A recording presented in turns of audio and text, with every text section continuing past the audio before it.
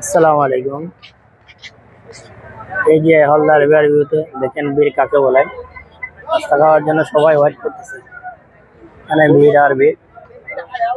ইসলাম আগে টোকেন কাটতে হবে, টোকেন কেটে তারপর আপনার ইয়ে নিতে হবে।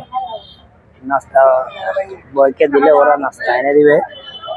এই দেখেন টোকেনের এখানে কি ভিড়। এই যে টোকেন কাটার জন্য নাস্তা করবেন না টোকেন কাটবেন। এই যে হলদার এবার এই অবস্থা।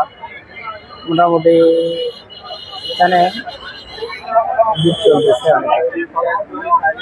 এই যে আমরাও ঘুরতে ঘুরতে আসলাম, এসে নাস্তা করলাম। এখানে অবস্থা দেখেন, লোক আর লোক। এখানে শুক্রবারেতে অনেক সুন্দর মানুষ আর মানুষ।